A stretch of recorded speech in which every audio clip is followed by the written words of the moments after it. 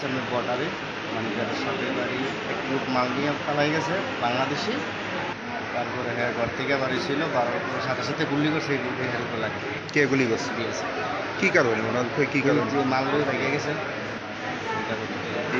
এই যে মাল, বাংলাদেশি ভেঙে গেছে নিয়ে। যে মাল নিয়েছে কি বাংলাদেশি? হ্যাঁ বাংলাদেশ। কি আছিল এইগুলির মধ্যে? ভিতরে কি বাজি আছিল না কে ছিল বস্তার ভিতরে। তারপর বস্তাটা কে নিছে? ওই বাংলাদেশি লোক নিয়ে ভেঙে গেছে। তারপর সাথে সাথে গুলি করার তো মনে করেন যেই জায়গায় গুলি করছে না বাড়ি ঘর আর বেড়া একসাথে মানে 20 মিটার দূরে হবে। উনি কি এই সময় মানে ঘর থেকে বেরিয়েছিল? হ্যাঁ মানে বাইরে বাড়ি ছিল। ওনাদের কেউ কি গুলি করছে? জি না, মানে গুলি করছিল ওর উদ্দেশ্যে এর উপরে লাগে। কয়টা গুলি করেছে? গুলি করছে একটা ভিতরে তো অনেকগুলো আছে, সেটা গুলি না। এমনিতে বাড়ি কোন জায়গায়? বর্ডারের সঙ্গেই বাড়ি। এরপরে আপনারা মানে প্রথমে কোন হাসপাতালে নিছে? তারপর তারপর এখান থেকে ট্রান্সফার করছে মেজিক।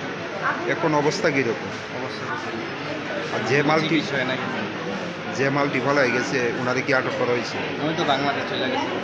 পাওয়া গেছে না ওনার? নাম কি ওনার? তো ইনোসেন্ট। বয়স কত হইব? বাড়ি কোন জায়গায়? কি করে এমনিতে?